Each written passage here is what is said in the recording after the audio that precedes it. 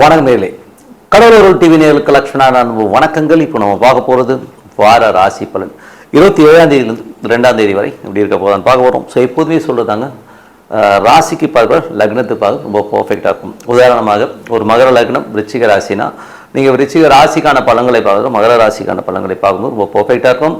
முதல்ல வர்றது பொது பலன்கள், அது வரும் தசாபுத்தி பலன்கள். உங்கள் ஜனகால ஜாதகத்தில் என்ன தசாபுத்தி அந்தரங்கள் வருதோ அதை வந்து மிங்கிள் பண்ணி பாருங்கள், ரொம்ப பர்ஃபெக்டாக இருக்கும். வீடியோட எண்டில் டிப் ஆஃப் த வீக் இருக்குது, மறக்காமல் பாருங்கள். மீனராசி. ஸோ மீனராசிக்கு வந்து பார்த்திங்கன்னா உங்களுக்கு ராசி அதிபதி குரு வந்து 5ல் இருக்கும்போது குழந்தை இல்லாத குழந்தை பேர் கிடைக்கிறதுக்கான வாய்ப்புகள் ரொம்ப நல்லாயிருக்கு. பூர்வீக கர்மங்கள், குலதெய்வ வழிபாடு இதன் மூலியமாக உங்களுக்கு வந்து குழந்தை பேர் கிடைக்கிறதுக்கான வாய்ப்புகள் ரொம்ப அற்புதமாக இருக்குங்க. 2 மற்றும் 9ஆம் அதிபதியான செவ்வாய், ஸோ 2 9ஆம் அதிபதி செவ்வாய் 3ல் இருக்கும்போது சின்ன சின்ன கலகங்கள் ஏற்படுறதுக்கான வாய்ப்பு இருக்குன்னா ரொம்ப கவனமாக இருக்கணும். யார் என்ன சொன்னாலும் மெய்ப்பொருள் காண்பது அறிவு. அதுக்கப்புறம் பார்க்கும்போது உங்களுக்கு 3ஆம் அதிபதியான சுக்கிரன் வந்து பார்த்திங்கன்னா உங்களுக்கு வந்து இப்போ 6ல் இருக்கும்போது வேலையில் நிறைய மாற்றங்கள், கொஞ்சம் ஸ்ட்ரெஸ்ஸஸ் அதிகமாக இருக்கிற மாதிரி ஃபீல் இருக்கும். கடன் சம்மந்தமான விஷயங்கள் மன உளைச்சல் வர்றதுக்கான வாய்ப்பு இருக்கிறனால கொஞ்சம் கவனமாக இருந்துக்கிறது ரொம்ப ரொம்ப நல்லது. ஸோ 4ஆம் அதிபதி இப்போ வந்து ஆட்சி பலத்தோடு இருக்கும்போது சொத்துக்கள் சம்மந்தமான விஷயம், நல்ல ஏற்றங்கள், நல்ல லாபங்கள் வர்றதுக்கான வாய்ப்புகள் ரொம்ப நல்லாயிருக்கு. ஸோ அதுக்கப்புறம் பார்க்கும்போது உங்களுக்கு 5ல் குரு இருக்கிறது பார்த்திங்கன்னா குழந்தைகளோட வெற்றிகள், சந்தோஷங்கள், குதூகலங்கள் எல்லாமே அற்புதமாக இருக்குது. அதுக்கப்புறம் பார்க்கும்போது 5ஆம் அதிபதியான சந்திரனும் தொழில் ரீதியான விஷயங்கள், பெரிய வெற்றிகள், பெரிய லாபங்கள் வர்றதுக்கான வாய்ப்புகள் இருக்குது. நல்ல லாபங்களும் நல்ல சந்தோஷங்களும் வர்றதுக்கான வாய்ப்பும் ரொம்ப நல்லா இருக்குங்க. 6ஆம் அதிபதியான சூரியன் வந்து 5ல் இருக்கும்போது வேலை பளுக்கள் அதிகமாக இருக்கும். ஸோ அதனால் சில கடன்கள் அடைவதற்கான வாய்ப்புகளும் ரொம்ப அற்புதமாக இருக்குங்க. ஸோ 7ஆம் அதிபதியான புதன் 4ல் இருக்கும்போது நல்லா இருக்கும். சந்தோஷங்கள், குதூகலங்கள், பார்ட்னர்ஷிப் சம்பந்தமான விஷயங்கள், நல்ல லாபங்கள் வர்றதுக்கான வாய்ப்புமே ரொம்ப நல்லா இருக்குது. ஸோ 8ஆம் அதிபதியான சுக்கிரன் வந்து 6ல் இருக்கும்போது வேலையில் ரொம்ப கவனம் தேவை. ஸோ சில நேரங்கள் வந்து வேலையில் வந்து ஒரு ஸ்ட்ரெஸ்ஸஸ், டென்ஷன்ஸ் வரும். கடன் சம்பந்தமான விஷயங்களில் ரொம்ப புலம்பம், அடுத்த கட்டத்துக்கு முன்னேறதுக்கான வாய்ப்புகளை பார்க்கணும். அதுக்கப்புறம் பார்க்கும்போது 9ஆம் அதிபதியான செவ்வாய் வந்து உங்களுக்கு 3ல் இருக்கும்போது நிறைய பிரயாணங்கள் நல்ல லாபங்கள் வர்றதுக்கான வாய்ப்பு எல்லாமே ரொம்ப நல்லாயிருக்கு. இனிமேல் 2ஆம் அதிபதி 3ன் போது ஒரு டெசிஷன் மற்றவங்க சொல்லி எடுக்கிறத விட நம்ம வந்து சுயமாக சிந்தித்து அது கரெக்டாங்கிறத வந்து யோசித்து டைம் எடுத்து எடுக்கிறது ரொம்ப ரொம்ப நல்லது. 10ஆம் அதிபதியான குரு வந்து உங்களுக்கு வந்து 5ல் இருக்கும்போது தொழில் ரீதியான விஷயங்கள் ரொம்ப கவனம் தேவை. அதீதமான ஒரு ரிஸ்க் எடுத்து பெரிய இன்வெஸ்ட்மெண்ட்லாம் இப்போ தவிர்ப்பது ரொம்ப ரொம்ப நல்லது. 11ஆம் அதிபதியான சனி வந்து ராசியிலே இருக்கும்போது பெரிய லாபங்கள், பெரிய வெற்றிக்கான விஷயங்கள் அதை பிளான் பண்ணுவீங்க. பட் இருந்தாலும் இப்போ வக்கரமாக இருக்கும்போது கொஞ்சம் ஸ்லோ டவுன் ஆகும். சில நேரங்களில் சோம்பேறித்தனமாக ஒரு விஷயத்தை போஸ்ட்போன் பண்ணுவீங்க. ஸோ அதெல்லாமே தவிர்த்துக்கிறது ரொம்ப ரொம்ப நல்லதுங்க. மற்றபடி என்னங்க, இதுவரை பார்த்த பொது பலன்கள் இப்போ பார்க்கும்போது தசாபுத்திக்கணும். மீன லக்னமாக வந்து சூரியன் தசாவும் சூரியன் 6ஆம் அதிபதி 5ல் இருக்கும்போது வேலை பளுக்கள் அதிகமாக இருக்கும். கொஞ்சம் கடன் சம்பந்தமான விஷயங்களை வந்து நீங்கள் தீர்ப்பீங்க.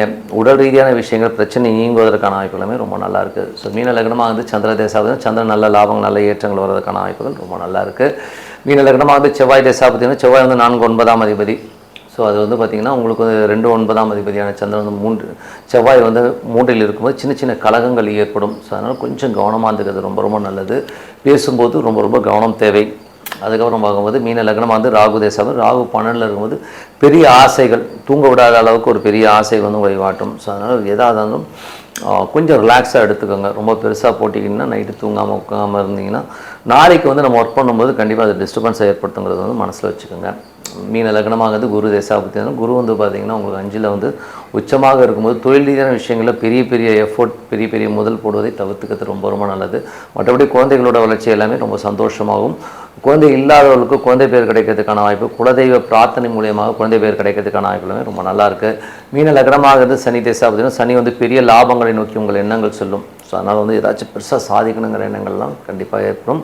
ஆனால் வக்கரமாக இருக்கலாம், கொஞ்சம் ஸ்லோ டவுனாக இருக்கிற மாதிரி ஃபீல் இருக்கும். சோம்பேறித்தனத்தை தவிர்த்துக்கிறது ரொம்ப ரொம்ப நல்லது. கும்ப லக்னம் மீன லக்னமாக இருந்து புதன் தசாபுத்தினா புதன் வந்து பெரிய வெற்றிகள், பெரிய லாபங்கள், பூமி சம்பந்தமான விஷயங்கள், பெரிய லாபங்கள் வர்றதுக்கான வாய்ப்புகள் எல்லாமே ரொம்ப நல்லாயிருக்கு.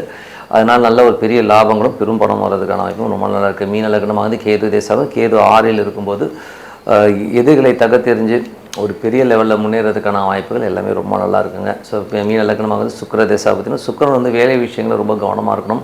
வேலையில் வந்து கடன் சம்மந்தமான விஷயங்கள், உடல் நலம் சம்மந்தமான விஷயம் கொஞ்சம் கேர் எடுத்துக்கோங்க. கொஞ்சம் படுத்தோம், ஏதாச்சும் ஒன்று படுத்தோம். ஸோ அதனால் கொஞ்சம் கேர்ஃபுல்லாக இருந்துக்கிறது ரொம்ப ரொம்ப நல்லதுங்க. மற்றபடி என்னை பொறுத்த ஒரு நல்ல ஒரு பிரார்த்தனை, மனதார இறைவனை பிரார்த்தனை பண்ணும்போது கண்டிப்பாக அடுத்த லெவல் போகிறதுக்கான ரொம்ப சிறப்பாக இருக்குது.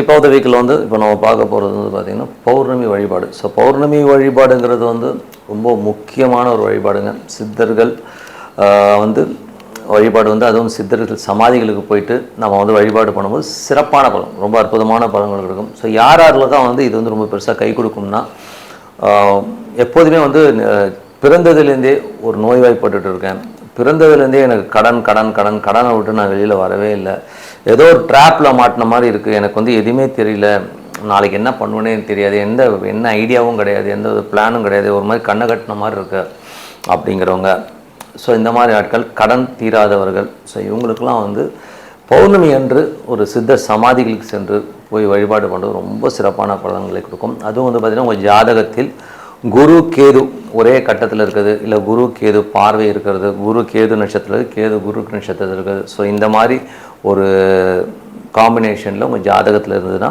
கண்டிப்பாக வந்து நீங்கள் வந்து சித்த சமாதிகளுக்கு போனீங்கன்னா நல்ல கிளாரிட்டி, நம்ம அடுத்த கட்டத்துக்கு மூவாகிறதுக்கான வாய்ப்பு எல்லாமே ரொம்ப நல்லாயிருக்கு. ஸோ அதனால் வந்து அதை வந்து மிஸ் பண்ணாமல் அந்த ப்ரேயர் வந்து கண்டினியூ பண்ணுங்கள். ஸோ அது வந்து பௌர்ணமிக்கு வந்து ரொம்ப முக்கியம். அது மட்டும் இல்லாமல் அது வந்து ஈவினிங்கில் வந்து சித்த சமாதிகள் வந்து பார்த்திங்கன்னா ஒரு 7-8 மணிக்கு போனீங்கன்னா போதும். ஸோ 8 மணிக்கு போய்ட்டு ப்ரேயர் பண்ணிட்டு அங்கே ஒரு அரை மணி நேரம் இருந்தீங்கனாலே அந்த வைப்ரேஷனில் நம்ம இருக்கணும். ஸோ அது வந்து ரொம்ப அற்புதமாக அது சித்த சமாதியாக இருக்கணுங்கிறது தான் முக்கியமான விஷயம். நீங்கள் போய் பாருங்கள் பௌர்ணமி அன்னைக்கு. எனக்கு தெரிஞ்ச ஒருத்தர் வந்து பார்த்திங்கன்னா ரொம்ப கஷ்டத்தில் இருந்தால் அடுத்தது என்ன பண்ணுறதுன்னு தெரியாமல் சைக்கிளில் சுற்றி இந்த ஒரு ஆள், அவர் வந்து பார்த்திங்கன்னா அங்கே போய் படுத்து தூங்கிடுவார். பாம்பன் சுவாமிகள் கோயிலில் போய்ட்டு அவர் போய் படுத்து தூங்கிடுவார். அதுக்கப்புறம் பார்த்திங்கன்னா அவர் லைஃப்பில் வந்து வேறு லெவலில் வந்து பெரிய முன்னேற்றங்கள், அதுக்கப்புறம் அவர் லைஃபே வந்து வேறு மாதிரி மாறிடுச்சு. இன்றைக்கி வந்து ஒரு பெரிய லெவலில் செட்டில் நிம்மதியாக இருக்கார். காரணம் என்னென்னா அந்த வழிபாடு. இன்றைக்கும் வந்து ஒரு பாம்பன் சுவாமிகள்கிட்ட வந்து பௌர்ணமி போயிடுவார். இப்போ தூங்க விட்றாங்களா என்னன்னு தெரியல, பட் இருந்தாலும் வந்து போய் வழிபாடு அட்லீஸ்ட் வந்து பௌர்ணமி அன்றைக்கி போய்ட்டு ஒரு அரை மணி நேரமோ 1 மணி நேரமோ அந்த வைப்ரேஷனில் உட்கார்றது சிறப்பான பலன்களை கொடுக்கும். அது மட்டும் இல்லாமல் ஈவினிங்கில் வந்து நீங்கள் வந்து வீட்டில் வந்து ஒரு சின்ன வெள்ளி டம்ளர், முடிஞ்சதுன்னா வெள்ளி டம்ளர், இல்லைன்னா ஒரு புது ஸ்டெயின்லெஸ் ஸ்டீல் டம்ளர்னாலும் ஓகே. ஸோ அந்த டம்ளர் வாங்கி அதில் வந்து கொஞ்சம் பால், பழம், குங்குமப்பூ போட்டு மனதார நீங்கள் வழிபடும் சித்தர்கள் உங்கள் குலதெய்வம், மேஜராக வந்து குலதெய்வம், ஸோ குலதெய்வம் அங்கே இருக்கிறதா நினச்சி வழிபாடு பண்ணிட்டு வாங்க. கண்டிப்பாக உங்களுக்கு வந்து அடுத்த கட்டத்துக்கு வந்து நிறைய மாற்றங்கள், இது கண்டினியூவாக பண்ணும்போது எல்லாருமே வந்து உடனடி நிவாரணி அப்படிங்கிற லெவலில் தான் எல்லாமே இருக்கும். அப்படிலாம் கிடையாது, இது டைம் எடுக்கும். ஸோ ஒரு மாதத்துலேயே உடனே ரிலீஃப் தெரியாது. நீ ஒரு 3 மாதம் 4 மாதம் 5 மாதம் கண்டினியூவாக பண்ணும்போது லைஃப்பில் வந்து முதல்ல வர நிம்மதி வருங்க. நம்ம வந்து அந்த ஒரு படபடப்பு, ஒரு டென்ஷன், ஸ்ட்ரெஸ்ஸஸ்லேருந்து முதல்ல வெளியில் வரும், நமக்கு ஒரு கிளாரிட்டி கிடைக்கும். ஸோ இந்த மாதிரி விஷயம் ரொம்ப அமைதியான சந்தோஷமான வாழ்க்கை வாழ இது ஒரு சிறப்பான ஒரு பிரார்த்தனை. அதனால் வந்து பௌர்ணமி பிரார்த்தனை வந்து விட்டுறாதீங்க. எப்போதுமே வந்து பௌர்ணமி, இந்த வாரம் வந்து பௌர்ணமி வருது. ஸோ அந்த பௌர்ணமி அன்றைக்கி சித்த சமாதிகள் போய்ட்டு வழிபாடு பண்ணும்போது சிறப்பான பலன்களை கண்டிப்பாக வரும்னு சொல்லிட்டு உங்களிடம் விடைபெறுவது உங்கள் லக்ஷ்மினா. நன்றி, வணக்கம். கடவுள் அருள் டிவியை பார்த்தமைக்க நன்றிகள். மேலும் இது போன்ற தகவல்களை தெரிந்து கொள்ள கடவுள் அருள் டிவியை சப்ஸ்கிரைப் செய்யுங்கள். மறக்காமல் பெல் ஐக்கானை கிளிக் செய்யுங்கள்.